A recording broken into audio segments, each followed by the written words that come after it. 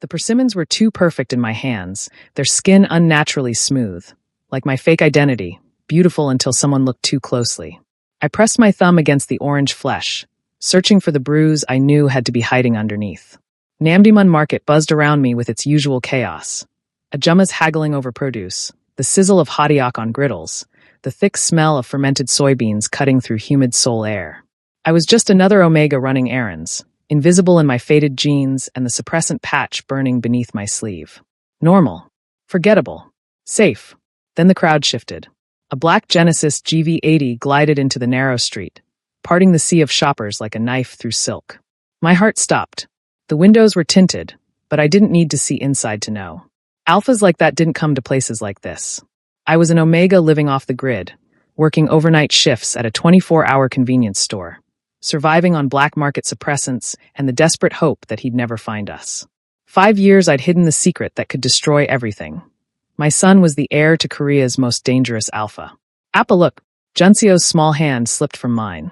Time fractured. My 4-year-old son ran directly into a man in an immaculate black suit. The man's nostrils flared, catching the faint, distorted scent beneath my cheap suppressants. His dark eyes dropped to the child, those unmistakable golden-flecked eyes, then slowly rose to meet my face. Seo Jaehwan smiled. Hello, my Omega. 5 years evaporated in 3 words. Before I tell you what happens next, subscribe to Starry-Eyed Lovers and tell me where you're watching from. The elevator didn't have buttons for the top 3 floors. Jaehwan pressed his palm to a scanner, and I felt the ascent in my stomach, or maybe that was just the terror. Junseo was quiet against my chest, his small fingers twisted in my shirt. He didn't cry when the men in black suits had guided us into the car. He'd learned early that silence kept us safe. I should have taught him to scream. The doors opened directly into the penthouse. Not a hallway, not a lobby, just straight into a space so vast and wide it hurt to look at. Floor-to-ceiling windows wrapped around 3 sides, Seoul sprawling beneath us like a kingdom made of light. The Han River cut through the city, reflecting the sunset in molten gold. Beautiful. Absolutely beautiful. I hated it immediately. The child's room is already prepared, Jaehwan said, his hand pressing against the small of my back. The touch burned through my shirt like a brand. Second door on the left. You'll find everything he needs. How? My voice came out strangled. You found us 2 hours ago. His smile was glacial. I've had this ready for 5 years, Maru. I always knew I'd bring you home eventually. 5 years. He'd been waiting 5 years with a nursery prepared in his fortress, so certain of his claim that he'd kept a room empty for a child he'd never met. The thought made my suppressant patch itch beneath my sleeve, the adhesive suddenly too tight against my skin. Junseo squirmed in my arms. Appa, I need to pee. I'll show you. I moved toward the hallway, but Jaehwan's hand tightened on my waist. The doors are biometric, he said softly. Keyed to my palm print, and yours as of 20 minutes ago. The windows don't open. The elevator requires authorization. His breath ghosted against my ear. In case you were wondering about your options. I wasn't wondering. I'd stopped having options the moment Junseo ran into him at the market. The bathroom attached to Junseo's new room was bigger than our entire apartment in Nowon-gu. Marble floors, a tub that could fit 3 people, and a small toilet clearly installed just for a child. While Junseo used it, I stared at the room that had been waiting for my son. A bed shaped like a race car. Shelves already filled with toys still in their packaging. A closet full of clothes in sizes ranging from toddler to preteen, as if Jaehwan had been buying them year after year, updating the collection as he imagined our son growing up without him. The rage hit me so suddenly I had to grip the doorframe. How dare he? How dare he play the devoted father when I'd fled because... Appa, why is everything so big?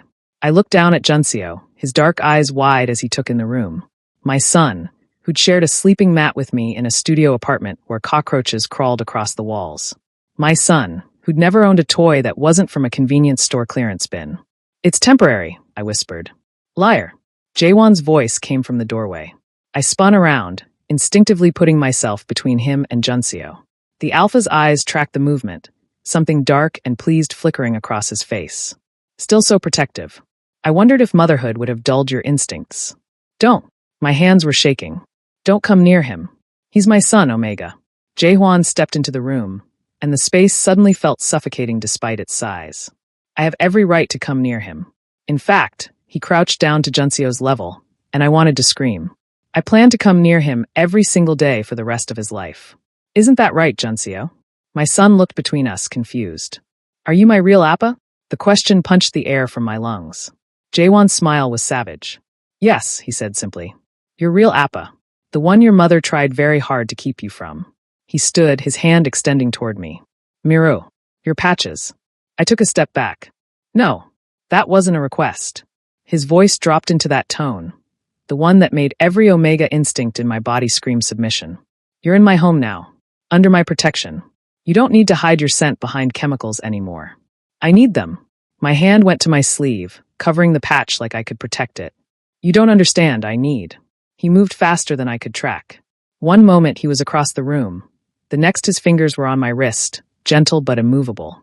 He pushed up my sleeve, exposing the patch stuck to my inner arm. The adhesive had left my skin red and irritated after years of constant use. Look at this, he murmured, his thumb brushing the inflamed skin. You've been poisoning yourself. For what? To hide from me? He peeled the patch off in one smooth motion. I gasped at the sudden exposure, feeling my scent start to bloom in the air, distorted from years of suppressants, but unmistakably Omega. Unmistakably his. Jaehwan pulled a lighter from his pocket. The flame caught the patch, and I watched it curl and blacken in his palm until he dropped the burning remnant into a nearby waste bin. You won't need these anymore, he said, his eyes locked on mine. The gold flecks seemed to glow in the dimming light. Not here. Not with me. My knees wanted to buckle. Without the suppressants, the mating bond I'd been dampening for 5 years suddenly roared to life. A phantom chain connecting my chest to his, pulling tight. I hate you, I whispered. I know, Jaehwan said. He cupped my face, his thumb tracing my cheekbone with devastating tenderness. But you're home now, Omega. Both of you. And this time, I'm never letting you leave. Outside the windows, Seoul glittered like a jeweled prison, beautiful and utterly inescapable. The documents arrived on the third morning. I was watching Junseo eat breakfast. Actual breakfast, not convenience store kimbap. When Jaewon's assistant placed a manila folder on the glass table between us. The woman's scent was neutral, beta, carefully professional as she bowed and retreated without a word. I didn't need to open it to know what was inside. Eat, Jaehwan said to Junseo, his voice warm in a way that made my skin crawl. How easily he slipped into the role of father, like he'd been practicing for years. Appa needs to talk to your other Appa for a moment. Other Appa. The casual possessiveness of it made my teeth grind. Junseo nodded, shoveling rice into his mouth with the single-minded focus of a 4-year-old who discovered food could taste like something other than survival. I followed Jaehwan to his office, my bare feet silent on the heated floors. I hadn't been given shoes. Hadn't been given much of anything except a closet full of expensive clothes that fit perfectly and made me want to burn them all. The office was all dark wood and leather, windows overlooking the city like a throne room. Jaehwan sat behind his desk and opened an identical folder. He didn't invite me to sit. Kim Juno, he read aloud, his voice empty of inflection. Beta, born 1994 in Busan. Deceased in a traffic accident 3 months before my son was born. He looked up at me, and his eyes were black ice. Very thorough. The death certificate is even real. Whose idea was it? The shelter's? My silence was answer enough. They coached you well. He pulled out Junseo's birth certificate, the document I'd paid a forger in Itaewon $3,000 for. My hands had shaken so badly when I signed it that the nurse had asked if I was all right. Father, Kim Juno. A dead beta who conveniently can't dispute paternity. Mother, Hanmiru Omega unregistered. His finger traced the line. No mention of a mate bond. No mention of me. There was no bond to mention, I said. My voice sounded stronger than I felt. I severed it before I left. The folder slammed shut. The sound cracked through the room like a gunshot, and I flinched despite myself. Jaehwan stood slowly, his control so absolute it was more terrifying than rage would have been. You tried to sever it, he corrected. But bond severance is a medical procedure, Miru. It requires a licensed physician, hormone therapy, months of psychological evaluation. It leaves records. He moved around the desk, each step deliberate. I checked every Omega clinic in Seoul, every underground facility, every back alley butcher who'd attempt it for cash. You weren't in any of them, because I'd been too poor to afford a real severance. Because I'd simply stopped taking my heat suppressants and started loading my body with bond-dampening chemicals, hoping the connection would wither from neglect. Because I'd been desperate and 22 and so fucking terrified. I tried, I whispered. I know. He was close enough now that I could smell him. Cedar and gunpowder and something darker. Something that made my Omega hindbrain keen with recognition. I felt it. Every day for 5 years, I felt you trying to kill our bond, like ripping out stitches one by one. His hand came up to my chest, pressing against my sternum where the bond lived like a second heartbeat. But it's still here, isn't it? Wounded, infected, but alive. I couldn't breathe. The bond pulsed under his palm, responding to his proximity like a flower turning toward the sun. Traitor biology. Did you really think I wouldn't recognize my own blood? His other hand fisted in the documents, and I heard paper tearing. My own mate. He ripped the birth certificate in half, then quarters, letting the pieces fall like snow between us. Kim Juno. A fiction. A dead man's name on my living son's papers. He was safer as a beta's child, I said. My eyes burned, but I refused to let the tears fall. Safer as anyone's child but yours. Safer. Jaewon's laugh was caustic. You were living in Noongu, Maru. In a building with broken locks and mold in the walls.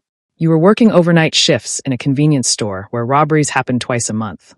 You were buying black market suppressants that were destroying your endocrine system. He grabbed my wrist, pulling it between us. The skin where he'd removed my patch 3 days ago was still red, angry. This is what you call safe. Safer than being hunted by your enemies. The words exploded out of me. Safer than being used as leverage against you. Safer than watching him grow up thinking violence is love, because that's all you know how to give. The slap would have been kinder than the stillness that followed. Jaewon's jaw worked, and for a moment I saw past the alpha dominance to something rawer underneath. I searched for you for 5 years, he said quietly. I tore this city apart looking for you. I had men checking every Omega shelter, every clinic, every cheap apartment in every district. I bribed hospital staff. I hacked medical databases. I followed every false lead, every dead end. His grip on my wrist tightened. Do you know what I found? I shook my head, not trusting my voice. Nothing. You disappeared like smoke. And every night I went to bed feeling our bond fraying, knowing you were out there somewhere, suffering, and I couldn't reach you. His forehead pressed against mine, and the intimacy of it was devastating. You took my child and you erased yourself from existence. You made me think I'd lost you both. You never had us to lose, I whispered. Liar. His breath was hot against my lips. You're still lying even now. I can feel your heart racing. I can smell the truth beneath your words. His hand slid from my wrist to my stomach, pressing against the place where I'd carried our son. Did you really think a piece of paper could unmake what we created? That I wouldn't know him the moment I saw him? The tears came then, hot and shameful. I wanted him to have a choice. I wanted him to be free. He's my heir, Jaewon said, and there was finality in it like a closing tomb. He was never going to be free. Neither were you. He released me, turning back to his desk where more documents waited. These are the corrected papers. Seo Junseo. Father, Seo Jaehwan. Mother, Han Miru. Registered bondmates as of 5 years ago. We're not. We are. He signed the documents with swift, brutal strokes. We've always been. And now the law will reflect it. Outside, souls stretched endlessly in every direction, and I'd never felt more trapped in my life. The boutique didn't have a name on the door, just a small brass plaque with a phone number for appointments. Jaewon's hand stayed locked on my elbow as we walked in, Junseo's small fingers clutching his other hand. My son had stopped flinching away from him yesterday. I'd noticed and said nothing, watching the distance between them shrink with each passing hour like watching a trap close in slow motion. Mr. Seo. The woman who greeted us was elegant, her suit probably worth more than I'd earned in a year at the convenience store. Her eyes skated over me, Omega, unregistered, clearly out of place, before settling on Junseo with professional warmth. We have the private viewing room prepared. Private viewing room. Because of course they did. Because men like Jaehwan didn't shop alongside normal people. The room beyond was obscene. 3 walls of shelves displaying toys like museum pieces. Wooden trains from Germany, hand-painted figurines from France, plush animals so pristine they looked like they'd never been touched. The 4th wall was entirely glass, overlooking Gangnam's shopping district from the 10th floor. Everything gleamed. Everything was perfect. Junseo's mouth fell open. Pick anything you want, Jaehwan said, releasing his hand. His voice was softer than I'd ever heard it, and something in my chest twisted painfully. Everything you want. It's all yours. My son looked back at me, uncertainty flickering across his face. For years of we can't afford that, and maybe next time, had taught him not to want. I'd been so proud of that. How he never begged for toys in stores, how he understood without being told that we had to be careful. Now I watched that careful restraint war with childish desire, and I hated myself for ever making him learn it. Go ahead, I heard myself say. The words tasted like betrayal. Juncio moved like he was afraid the dream would shatter. He reached for a stuffed lion first, hugging it to his chest. Then a set of building blocks. Then a remote-controlled car that probably cost more than our deposit on the apartment we'd never return to. The woman followed him with a tablet, noting each item with swift taps of her manicured fingers. The lion is hand-stitched by a toy maker in Lion, she said to Jaehwan, not me. Never me. Each one is unique. And the blocks are sustainable teak, completely non-toxic. I'll take 10 of each, Jaehwan said without looking at the prices. Different colors for the lion. And add the complete vehicle collection. Juncio gasped. All of them. All of them. Jaehwan crouched down, his suit straining across his shoulders. He tucked a strand of hair behind Juncio's ear with devastating gentleness. You're my son. You should have everything. The laugh that burst from Juncio was pure joy, untainted by the weight of everything this meant. He threw his arms around Jaehwan's neck, and I watched my son embrace his father for the first time with real affection instead of confused wariness. The alpha's eyes closed. His large hand came up to cradle the back of Juncio's head, and the expression on his face was so raw it made me look away. This was worse than the penthouse. Worse than the documents. Worse than burning my suppressants. This was my son learning that his father's love came wrapped in luxury, that affection could be bought and measured in zeros on a receipt. This was Juncio discovering that the world I'd built for us, small and poor but ours, had been unnecessary suffering when paradise was waiting if we'd just submitted. Appa, look. Juncio ran to me with a telescope, top of the line, the kind with digital displays and auto-tracking. We can see stars. We don't have a balcony, I said reflexively, then remembered. We didn't have our apartment anymore. We had a penthouse with floor-to-ceiling windows and a terrace that wrapped around 3 sides. The roof access is perfect for stargazing, Jaehwan said behind me. His breath ghosted against my neck, and I forced myself not to shiver. I'll have it set up tonight. You're buying him, I whispered, low enough that Juncio couldn't hear. I'm giving him what he deserves. Jaehwan's hand settled on my hip, possessive and warm. What you should have been able to give him if you hadn't run. The barb hit home. I had wanted to give Juncio everything. I'd lain awake on our thin mattress, listening to him breathe, imagining all the things he could have had in a different life. A bigger room. New clothes instead of thrift store finds. Toys that didn't come from the clearance bin. I'd wanted it so desperately it physically hurt. But wanting it from me, earned through honest work, was different from this. He'll have everything I can give him, Jaehwan murmured against my ear, his voice dropping into something darker. Everything you tried to deny him. Every toy. Every opportunity. Every advantage my name and my money can provide. His hand slid from my hip to my stomach, pressing against the place where I'd carried our son in secret. And he'll grow up knowing his real father gave him all of it. Juncio was examining a wooden train set now, his delighted babbling mixing with the woman's patient explanations about craftsmanship and heritage. He looked so happy.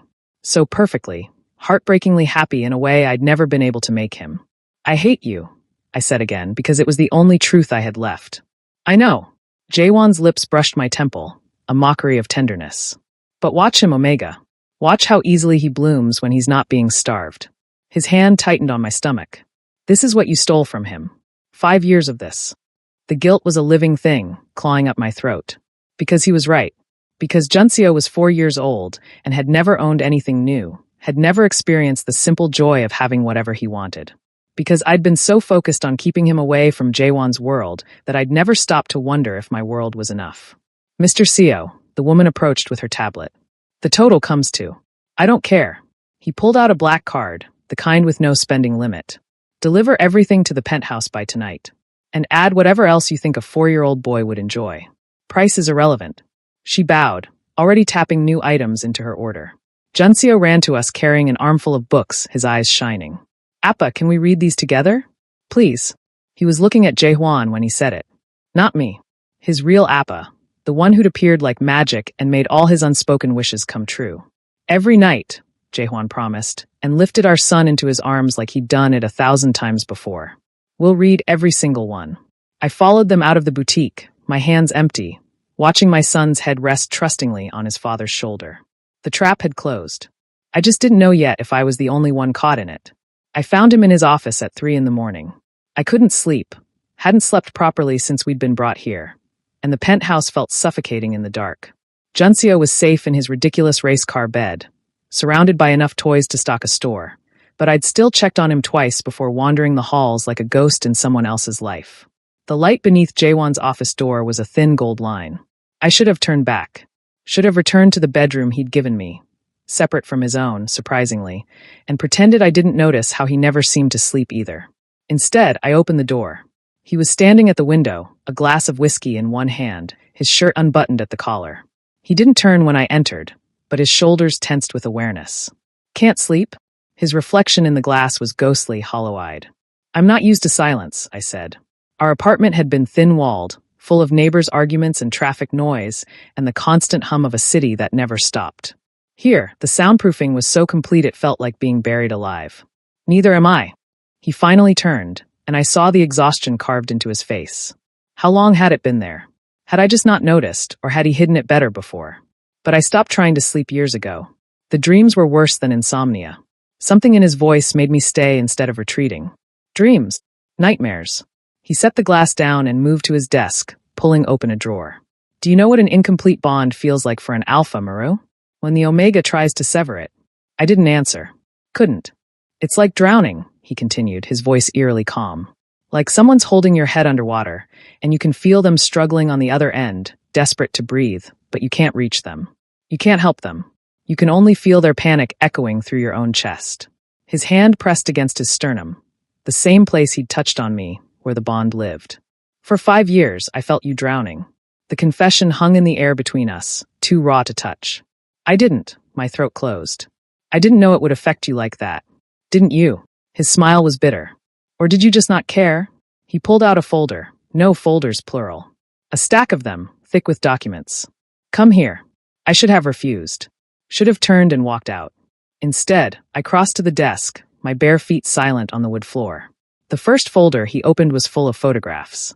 Blurry surveillance images of Omegas who weren't me, walking through markets, getting on buses, their faces circled in red pen. Rejected. Not her. Try again.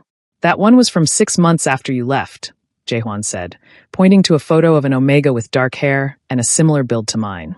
I flew to Busan personally. Waited outside her apartment for 3 hours before I got close enough to scent her.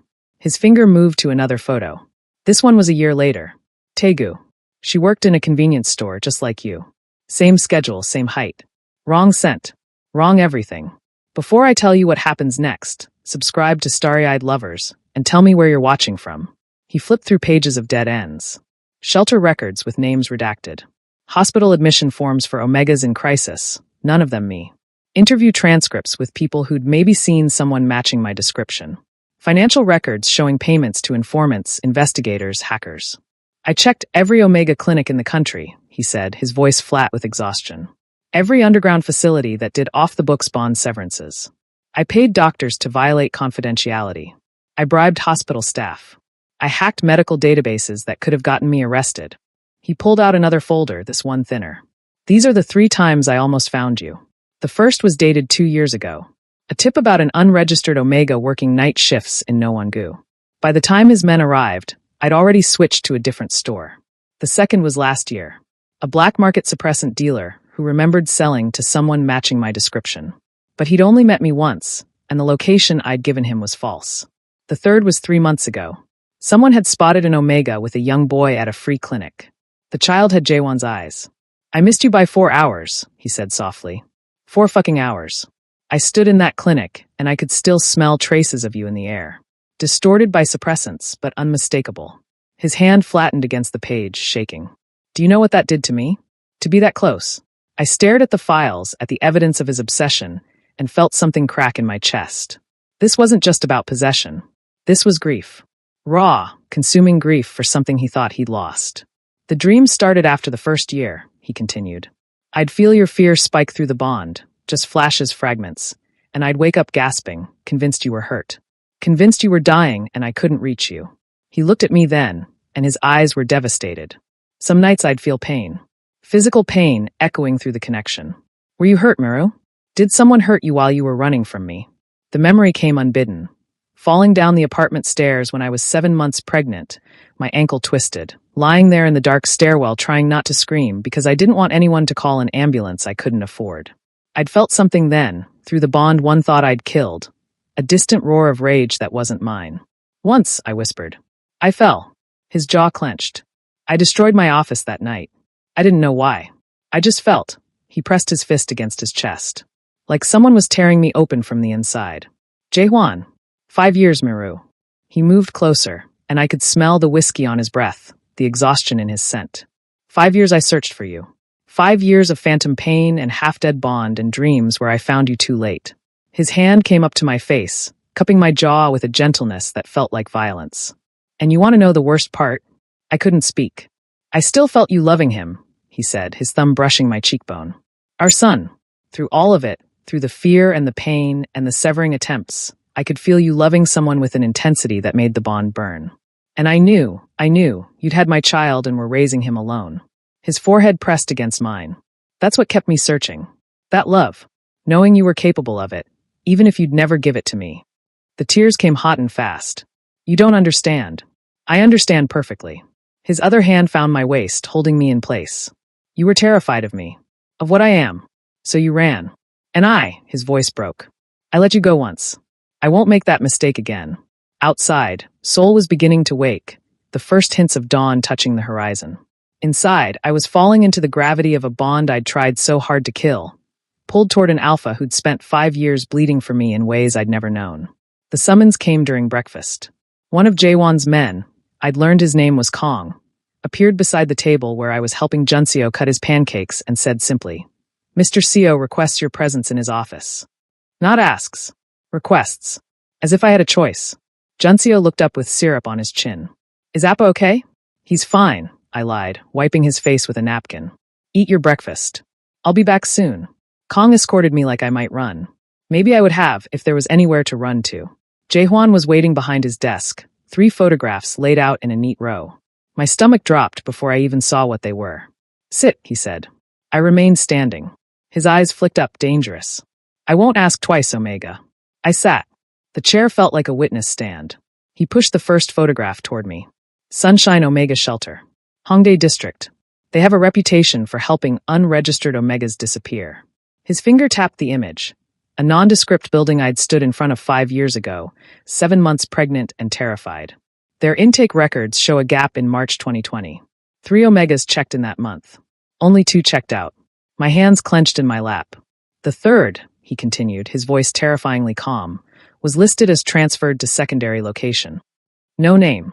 No details. Very convenient. He pulled out another document, this one showing financial records. They received an anonymous donation of 50 million won the following week. Untraceable. Also very convenient. I don't know what you want me to say, I managed. I want you to tell me the truth. He pushed the second photograph forward. A man in his 60s, kind eyes behind wire-rimmed glasses. My chest constricted. Dr. Yoon Sung-go, retired OB-GYN, runs a free clinic in Songbukdong. Arrested twice for providing unregistered medical care to Omegas. Charges dropped both times due to insufficient evidence. Jae-won's smile was cold. He delivered my son, didn't he? I couldn't breathe. Dr. Yoon had held my hand through labor, had whispered encouragement when I thought I'd die from the pain. He'd refused payment, had just pressed a card into my palm with a phone number and said, "Call me if you need anything. Anything at all. Answer me, Miru." You can't, my voice cracked. You can't hurt him. He's just an old man who helps people. I can do whatever I want. He said it simply, factually. I can have his clinic shut down. I can have his medical license permanently revoked. I can make sure he never treats another patient again. He leaned forward. Or you can tell me the truth, and I'll consider leaving him alone. Consider? The word tasted like ash. I'm not making promises. His hand moved to the third photograph, and my blood turned to ice. It was a woman, late 20s, sharp eyes, wearing a leather jacket. Park So-mi, the forger who'd created Junseo's false birth certificate, who'd given me documents good enough to pass official scrutiny. This one's interesting, Jae-hwan said. Park So-mi. She specializes in identity fabrication. Very good at her job. I've used her services myself on occasion. His finger traced the edge of the photo. She's currently working out of Itaewon. Lives alone. No family to speak of. Very vulnerable. The threat was explicit now. I could see it in his eyes, the cold calculation, the willingness to destroy anyone who'd helped me escape his control. What do you want? The question came out broken. Names. He spread his hands over the photographs like a dealer showing cards. Everyone who helped you. The shelter worker who processed your intake. The doctor who delivered my son off the books. The forger who created those documents. Anyone who gave you money, suppressants, a place to stay. His eyes locked on mine. Give me the network, Muro. Every link in the chain that helped you steal 5 years of my son's life from me. And if I do, my hands were shaking. You'll destroy them anyway. Probably. His honesty was brutal. But if you don't, I'll do it slowly. Methodically. I'll dismantle every Omega shelter in this city until I find the right one. I'll investigate every retired doctor who's ever treated an unregistered patient. I'll hunt down every forger, every sympathetic social worker, every good Samaritan who thought they were helping. He stood, moving around the desk. Or you can give me what I want, and I'll make it quick. Clean. Surgical. They saved me, I whispered. They saved us. They helped you commit fraud. He crouched in front of me, his hands on my knees. They helped you falsify legal documents. They helped you hide my child from me. Those are crimes, Omega. Serious ones. You would have locked me away. The words burst out. You would have kept me in a cage just like this one. Yes. His grip tightened. I would have. I will. But at least you would have been safe. At least our son would have grown up with everything instead of nothing. His thumb pressed against my inner knee, burning through the thin fabric of my pants. At least I wouldn't have spent 5 years feeling you suffer through a bond you were too stubborn to let die. I thought of Dr. Yoon's gentle hands. Somi's quick smile when she'd handed me the forged documents and said, "Good luck, Mama. You're braver than you think." The shelter worker, her name was Minji, who'd snuck me extra food and helped me find the clinic. They'd risked everything for me. For us. I need time, I said desperately. Please. Just time to think. You have until tonight. Jaehwan stood, dismissing me with a gesture. Dinner is at 7. Bring me names, Miru, or I start with the shelter. I hear they're up for license renewal next month. Would be a shame if violations were discovered. I walked back to my room on numb legs, past Junseo playing with his new toys in the living room, his laughter echoing through the penthouse like a bell. In my bathroom, I stared at my reflection and tried to figure out how to save people who'd saved me without damning myself in the process. The mirror had no answers. Only my own haunted eyes staring back, trapped in a gilded cage with bars made of other people's safety. The call came at 2:47 p.m. I was folding laundry, expensive clothes I hadn't bought, for a child I was watching slip further away from me, when Jaehwan's phone buzzed. He'd been working from the penthouse all week, ever since I'd given him 3 names and hated myself for it. He answered on the first ring. I watched the color drain from his face. Where? His voice was ice. A pause. How many? Another pause, and then something deadly calm settled over his features. Lock it down. Nobody in or out. I'm on my way.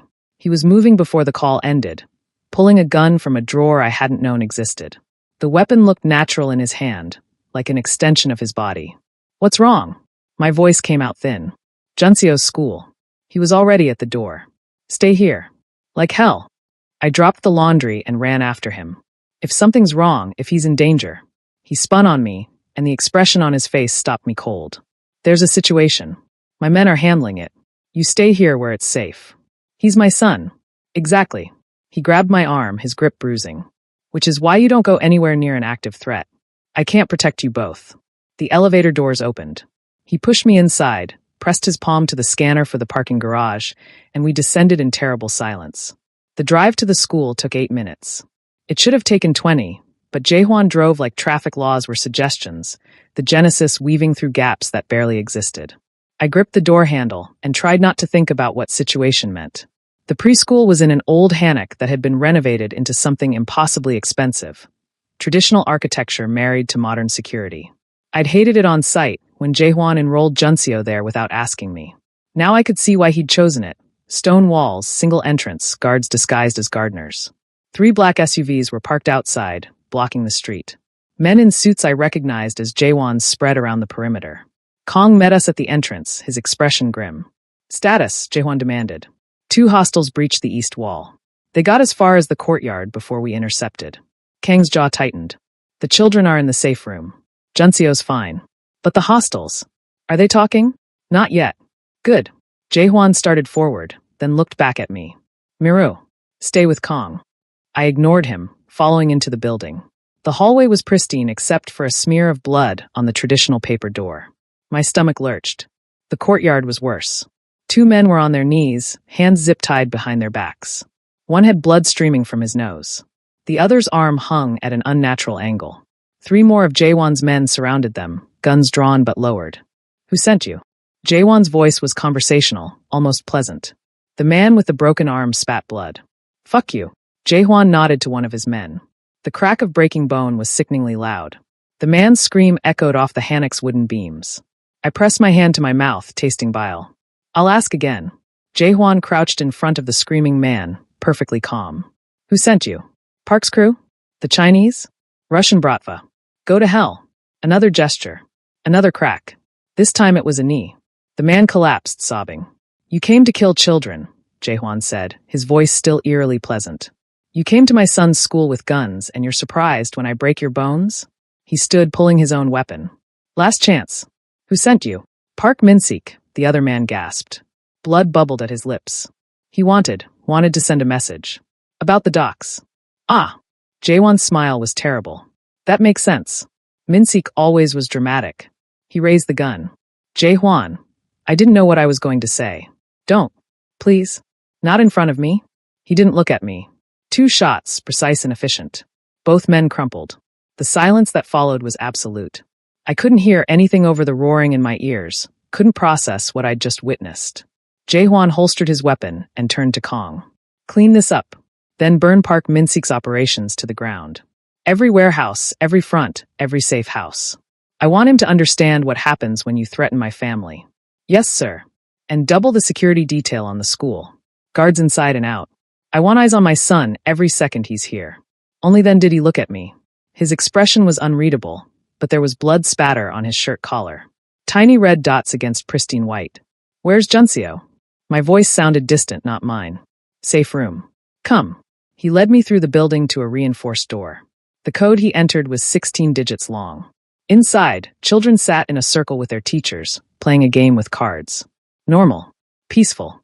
Like there weren't 2 dead men bleeding out in the courtyard. Junseo looked up when I entered. Appa, are you here for early pickup? I couldn't speak.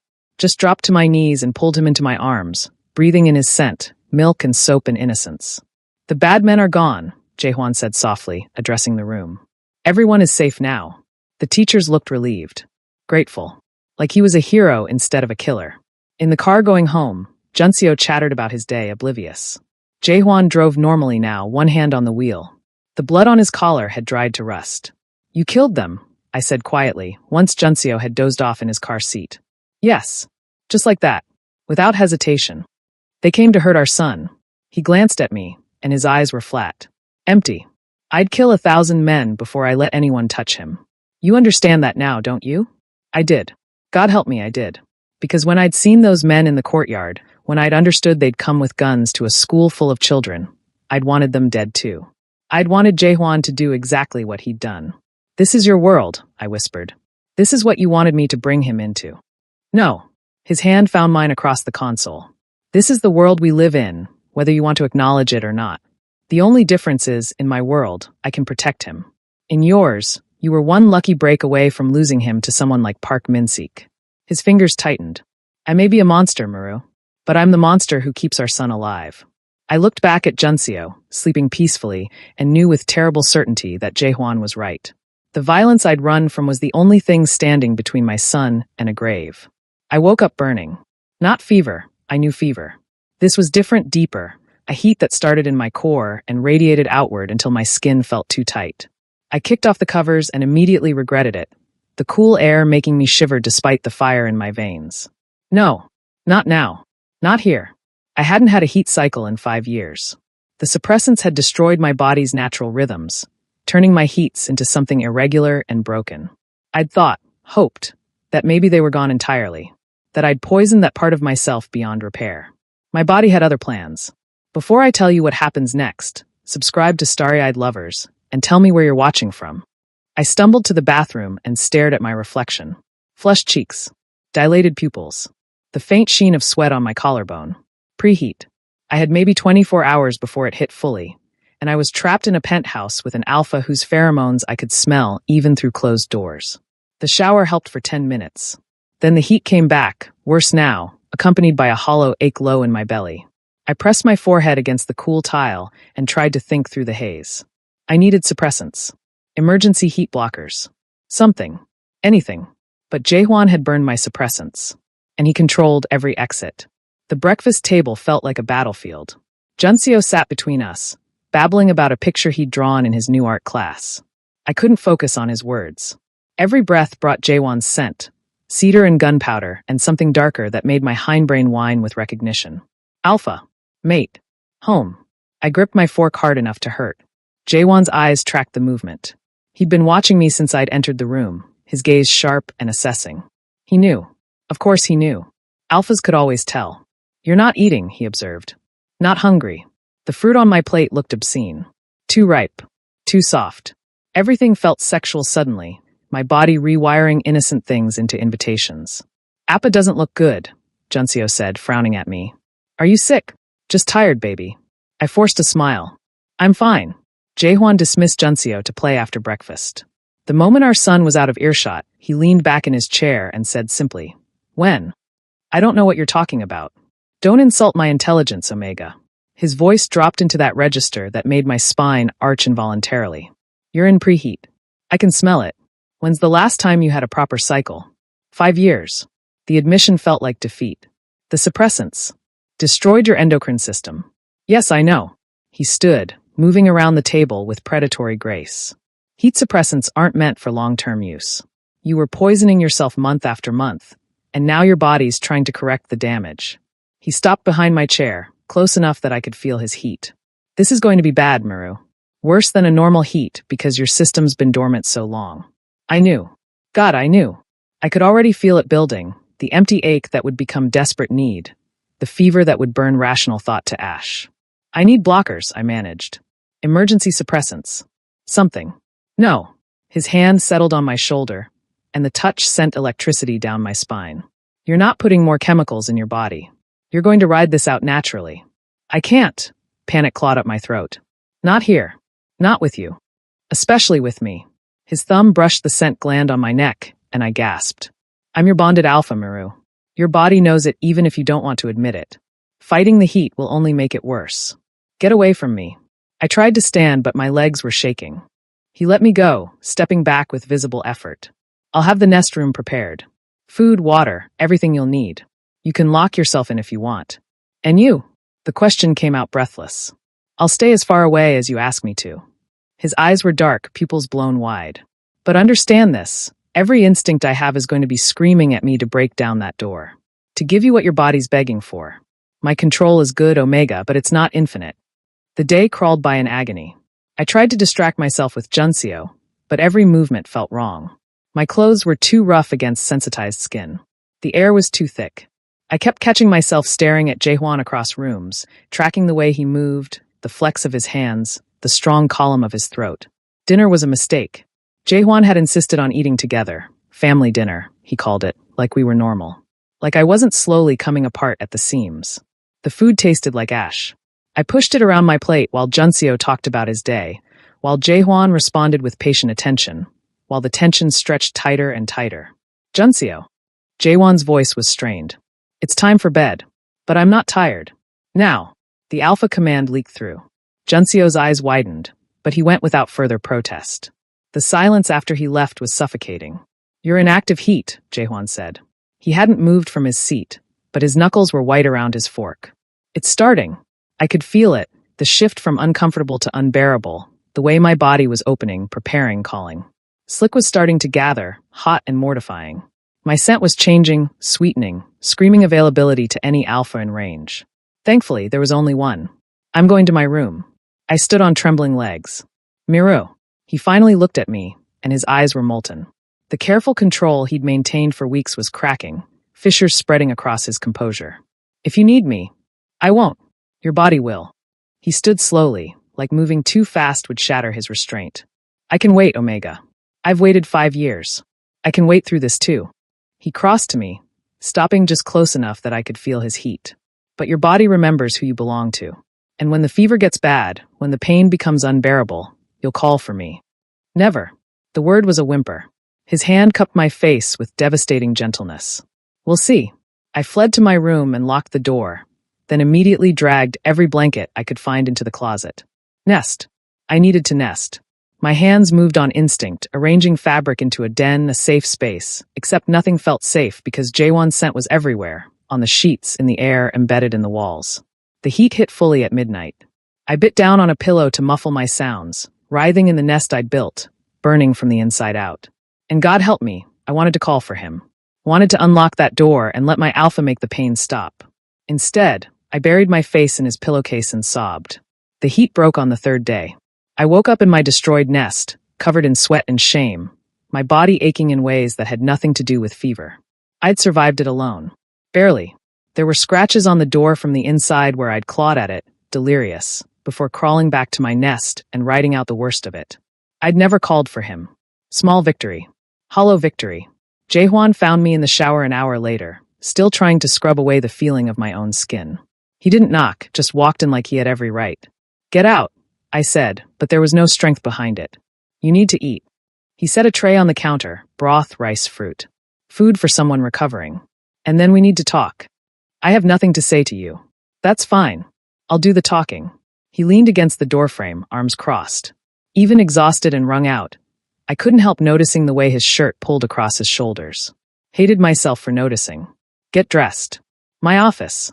20 minutes. He was gone before I could argue. The contract was waiting on his desk when I arrived. Thick paper, expensive weight, bound in leather.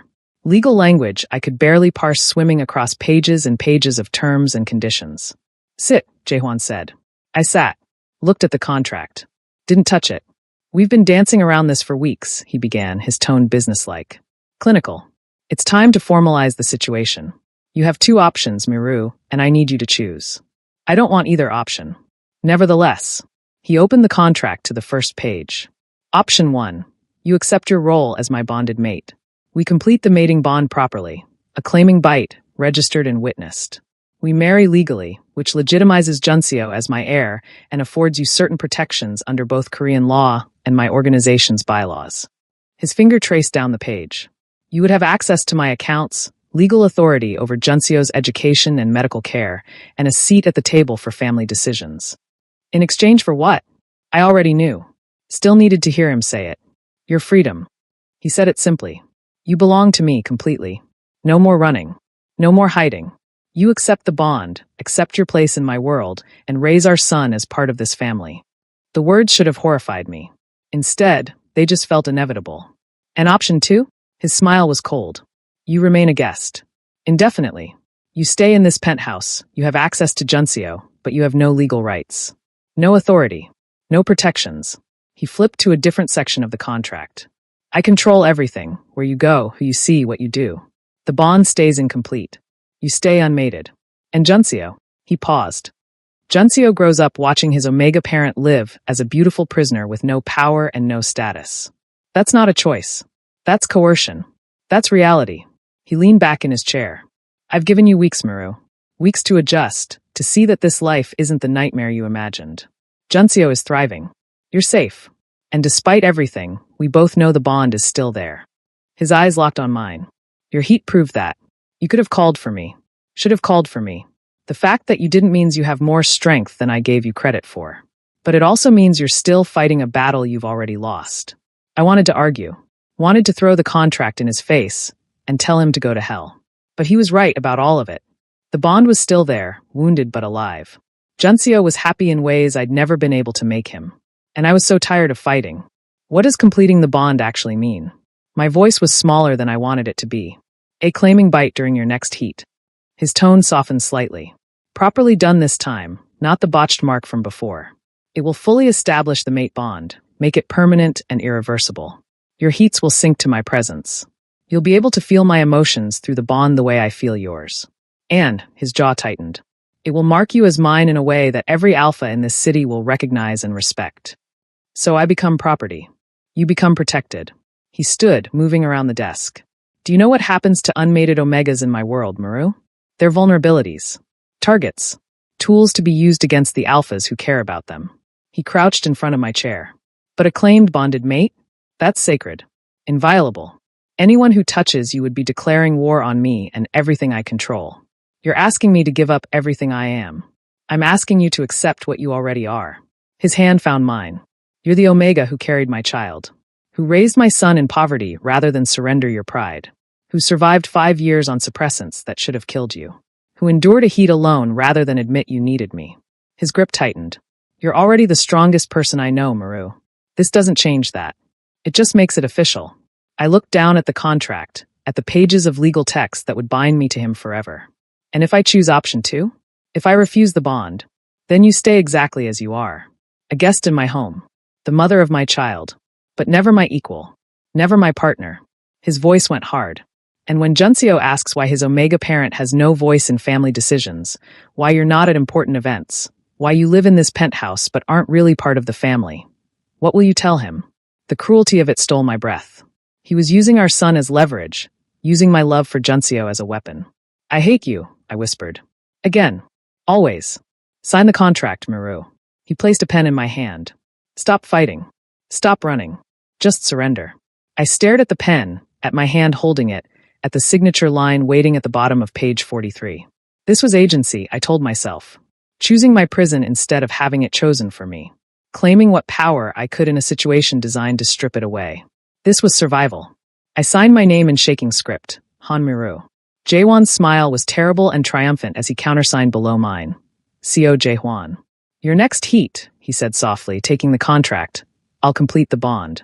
Until then, he pulled me to my feet, his hand cupping the back of my neck.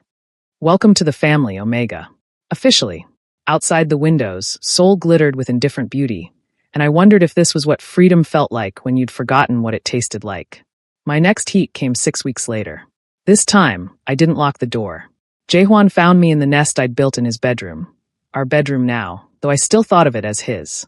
The fever was already burning through me, turning thought into instinct, replacing fear with desperate need. Miro. His voice was strained. He'd been preparing for this, I knew. Had cleared his schedule, stationed guards, made sure Juncio was safely with his grandmother for the week. Everything controlled. Everything planned. Please. I didn't know what I was begging for. Everything. Nothing. An end to the burning. He came to me slowly, carefully, like approaching a wild animal. His hands were gentle as he gathered me close, his scent washing over me in waves. Cedar. Gunpowder. Alpha. Mine. I'm going to claim you, he murmured against my temple. Properly this time. The way I should have 5 years ago. His lips brushed my scent gland, and I shuddered. Tell me you understand. I understand.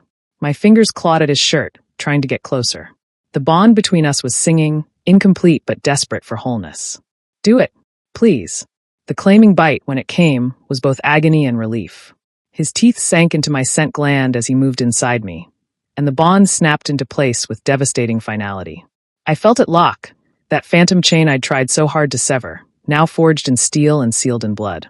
His emotions flooded through me, possessive love, fierce protectiveness, and underneath it all, a grief so deep it made me sob. Mine, he growled against my throat. Say it. Yours. The word was surrender and acceptance and truth. I'm yours.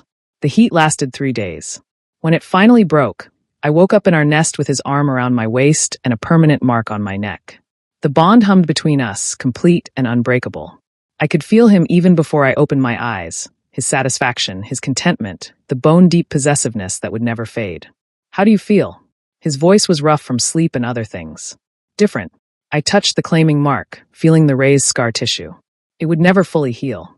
Would always be visible. A brand. A promise. I can feel you. I know. His hand covered mine over the mark. I've felt you for 5 years. Now we're even. The registry office was small, private, witnessed only by Jaewon's lawyer and Kong. I wore a suit Jaewon had chosen, charcoal gray, expensive, fitted perfectly. He wore black. We signed papers that made me Co Maru legally, that legitimized Juncio as the acknowledged heir to the Co family fortune and organization. You may kiss, the officiant said, and Jaehwan did, claiming my mouth with the same certainty he'd claimed everything else. When we picked up Juncio from his grandmother's house, our son threw himself into my arms. Appa, you smell different. Do I? I buried my nose in his hair, breathing him in. You smell like Daddy now. He pulled back, studying the mark on my neck with wide eyes. Did that hurt? Before I tell you what happens next, subscribe to Starry-Eyed Lovers, and tell me where you're watching from. Yes, I said honestly. But it's better now. Jaehwan ruffled Juncio's hair, his other hand resting on my lower back. Possessive. Protective. It means we're a real family now. All of us together. Forever? Juncio asked. Forever, Jaehwan confirmed. I felt the truth of it through the bond. His absolute certainty, his unshakable possession. Forever. There would be no escape now.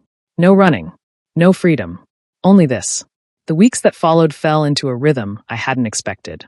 I learned the names of Jaehwan's men, the structure of his organization, the delicate politics of his world. He included me in decisions about Juncio's education, about household matters, about which social events we'd attend as a family. Not business. He kept that separate, but enough that I felt less like a prisoner and more like a partner. I also learned how to shape the shadows. When Juncio asked why his father's men carried guns, I told him the truth. Because the world is dangerous, and sometimes protecting the people you love means being dangerous too. But strength isn't just about violence. It's also about knowing when not to use it. When he noticed that some of his friends Omega's parents seemed scared of their alphas, I taught him. Being Omega doesn't mean being weak. Your Appa is Omega, and I survived 5 years protecting you alone. Don't confuse submission with powerlessness. And when he found me crying one night, missing the freedom I'd never have again, I held him close and whispered. Sometimes we make choices that hurt, but we make them because we love someone more than we love ourselves. That's a different kind of strength. Jaehwan watched these lessons from doorways, from across rooms, through the bond that connected us. I felt his approval, his respect, his love, twisted and possessive as it was. One evening, I found them in the library. Juncio was curled in Jaehwan's lap, an advanced reading book open between them. Our son was sounding out words carefully while his father guided him with patient encouragement. The lamp cast golden light over them both, turning the scene domestic. Almost normal. Jaehwan looked up, and our eyes met. Through the bond, I felt his contentment, his pride in our son, his satisfaction at having us both here safe his. And I thought, this darkness has become our twisted version of home. I crossed the room and settled beside them, adding my voice to the lesson. Juncio beamed between his two fathers, loved and protected and completely unaware of the cage built around him with bars made of devotion. Outside, Seoul glittered with dangerous beauty, and inside we built our dynasty in shadows, bound by blood and choice and a bond that would never break. This was my life now. Not the one I'd wanted, not the one I'd fought for, but mine nonetheless.